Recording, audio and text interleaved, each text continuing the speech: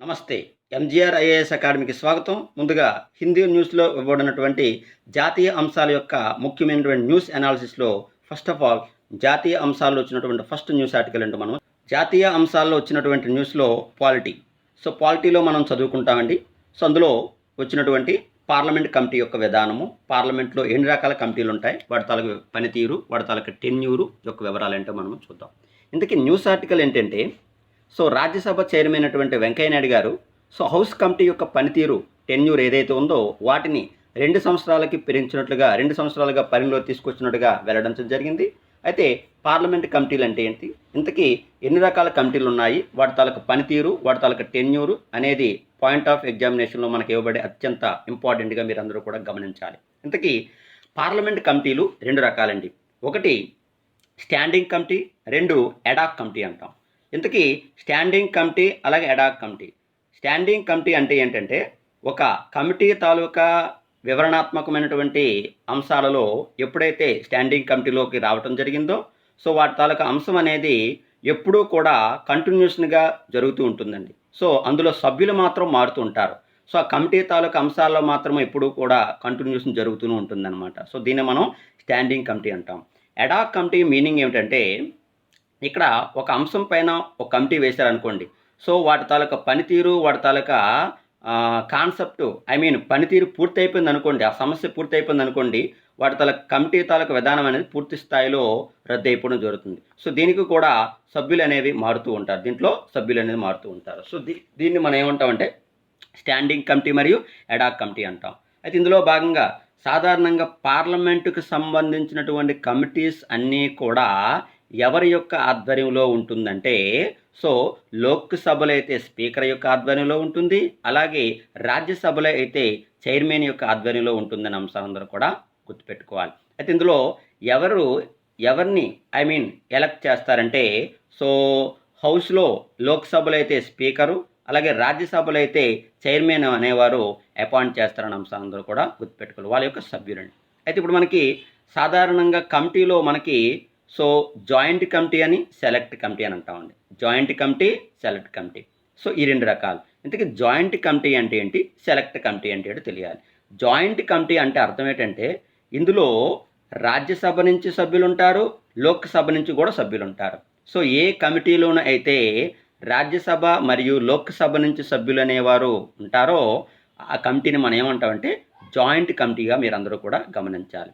అలాగే select committee అంటే ఏంటి, సెలెక్టెడ్ కమిటీ అంటే ఏంటంటే లోక్సభ నుంచి మాత్రమే ఎంపికైనటువంటి సభ్యులు ఉన్నటువంటి కమిటీని మనం ఏమంటామంటే సెలెక్టెడ్ కమిటీ అని మనం అంటాం. సో ఇది ఫస్ట్ ఆఫ్ ఆల్ పార్లమెంట్ కమిటీలో మనం చెప్పుకునేది ఏంటంటే standing committee and ad hoc committee. ఓకేనండి. అలాగే మనకి జాయింట్ కమిటీ అంటే ఏం చెప్పుకున్నాము, లోక్సభ నుంచి మరియు రాజ్యసభ నుంచి 2 సభల నుంచి సభ్యులు ఉన్నటువంటి కమిటీని మనం ఏమంటామంటే జాయింట్ కమిటీగా మీరందరూ కూడా గమనించాలి. సెలెక్ట్ కమిటీ మీనింగ్ ఏంటంటే కేవలం లోక్సభ నుంచి మాత్రమే ఉన్నటువంటి సభ్యులను మనం ఏమంటామంటే సెలెక్టెడ్ కమిటీ అంటాం. సో అయితే ఇక్కడ కమిటీల తాలూకా పనితీరు, వాటి తాలూకా విధానము. ఫస్ట్ ఆఫ్ ఆల్ ఏంటంటే ఎస్టిమేటెడ్ కమిటీ అంటామండి, ఎస్టిమేట్స్ కమిటీ అంటాం, ఎస్టిమేట్ కమిటీ. సో ఇక్కడ మనకి చాలా వెరీ మోస్ట్ ఇంపార్టెంట్ అండి.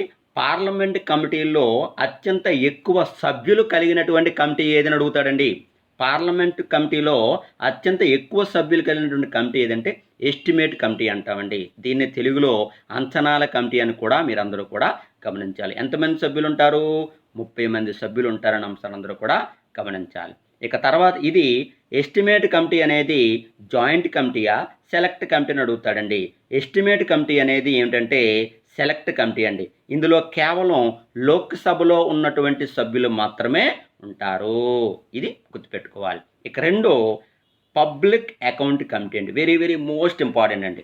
అంటే ఇక్కడ మనకి పార్లమెంట్ కమిటీలలో అత్యంత పురాతనమైనటువంటి ఆర్థిక కమిటీ ఏదైనా అడుగుతాడండి. Oldest financial committee, which committee known as oldest financial committee in parliament committee ఏదంటే పబ్లిక్ అకౌంట్ కమిటీ అంటామండి. సో చాలా చాలా ఎగ్జామ్లో మనకు అడుగుతాడండి. సో ముందు ఎస్టిమేట్ కమిటీ అన్నాం. ఎస్టిమేట్ కమిటీ అంటే ఏంటండి, అంచనాల కమిటీ. పార్లమెంట్ కమిటీలో అత్యంత ఎక్కువ సభ్యులు కలిగినటువంటి కమిటీ అంటాం. 2 పబ్లిక్ అకౌంట్ కమిటీ అంటాం. సో పార్లమెంట్ కమిటీలోకెల్లా అత్యంత పురాతనమైనటువంటి ఓల్డెస్ట్ ఫైనాన్షియల్ కమిటీ ఏదంటే పబ్లిక్ అకౌంట్ కమిటీ. అయితే ఇందులో సభ్యులు అనేవారు 22 మంది సభ్యులు ఉంటారండి. సో 15 మంది లోక్సభ నుంచి, 7 రాజ్యసభ నుంచి ఉంటారని అంశాన్ని అందరూ కూడా గమనించాలి. సో దీన్ని మనం జాయింట్ కమిటీ అంటామండి. అలాగే కమిటీ ఆన్ పబ్లిక్ అండర్టేకింగ్ అంటామండి, పబ్లిక్ అండర్టేకింగ్ కమిటీ.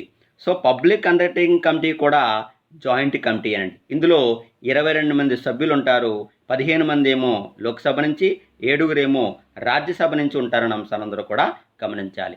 సాధారణంగా మీరు గుర్తుపెట్టుకున్నట్లయితే public account committee, estimate committee, అలాగే పబ్లిక్ అండర్టేకింగ్ కమిటీ వీటి యొక్క పనితీరు అనేది 1 year అండి. కానీ ఇప్పుడు యొక్క కొత్త పరిణామంలో భాగంగా చూసుకున్నట్లయితే రాజ్యసభ చైర్మన్ అయినటువంటి వెంకయ్య నాయుడు గారు 2 సంవత్సరాలకి ఈ హౌస్ కమిటీ యొక్క పనితీరుని టెన్యూర్ని పెంచినట్లుగా వెల్లడించడం జరిగిందని అంశాలందరూ కూడా గమనించాలి. అయితే ఇక్కడ మనకి ఇవ్వబడినటువంటి కమిటీలో ఎస్టిమేట్ కమిటీ అనేది కేవలం సెలెక్టెడ్ కమిటీ అంటాం.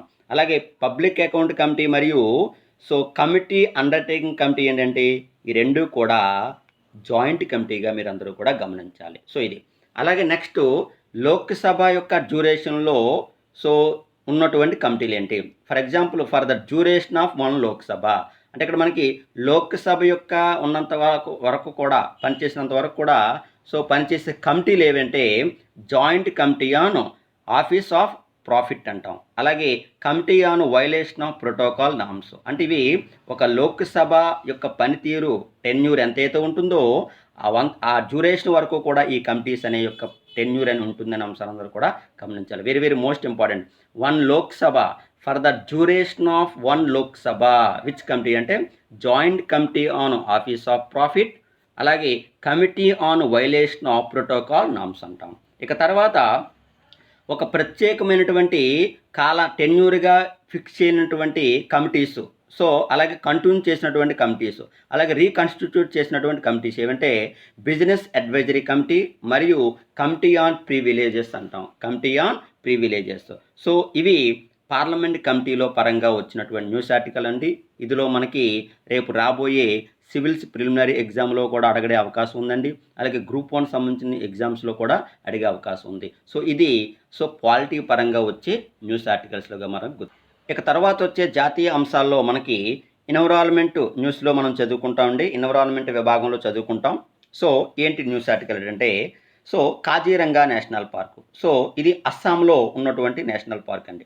అయితే ఇక్కడ అది న్యూస్ ఆర్టికల్స్ తాలూకు ఇంపార్టెంట్ ఏంటంటే మనం చూసుకున్నాం బ్రహ్మపుత్ర నదికి ఎప్పుడైతే నది పొంగిందో మొత్తం అస్సాం పరిధిలో ఉన్నటువంటి అన్ని పార్కులు కూడా పూర్తి స్థాయిలో వన్యమృగాలు అన్నీ కూడా ప్రమాదానికి లోనయ్యాయని, ప్రమాదానికి గురయ్యని మనం న్యూస్లో వినే ఉన్నాం.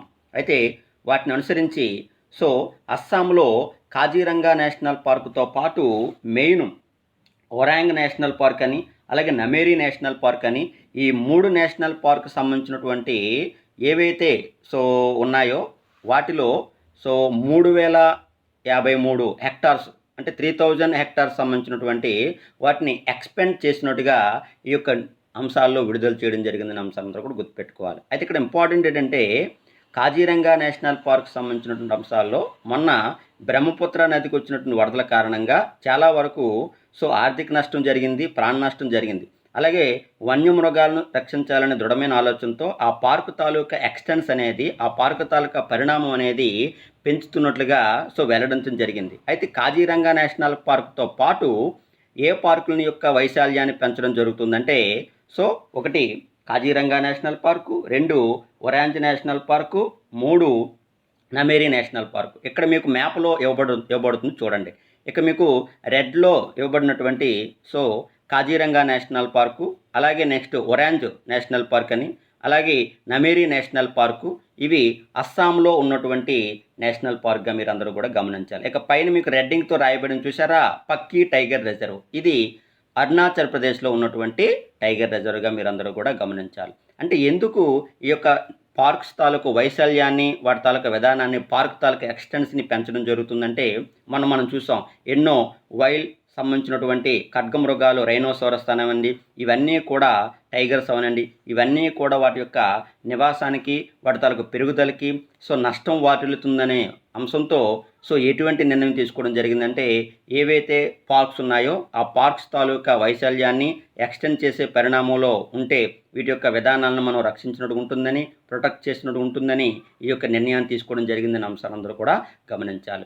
ఇవి నేషనల్ న్యూస్ సంబంధించిన ఆర్టికల్స్లో ఇవ్వబడినటువంటి ముఖ్యమైనటువంటి నేషనల్ న్యూస్ అండి. మరికొన్ని ముఖ్యమైనటువంటి నేషనల్ న్యూస్ ఆర్టికల్స్లో రేపటి క్లాస్లో కలుద్దామండి. ఈ యొక్క ఎక్స్ప్లెనేషన్ మీకు నచ్చినట్లయితే షేర్ చేయండి, లైక్ చేయండి. మీ యొక్క అమూల్యమైనటువంటి అభిప్రాయాలను కామెంట్ రూపంలో మీరు మాకు వెల్లడించినట్లయితే దానికి తగినటువంటి మోరల్గా అప్డేట్గా మీకు ఆన్సరింగ్ అనేది ఇవ్వడం జరుగుతుంది. Thank you for watching. జై హింద్.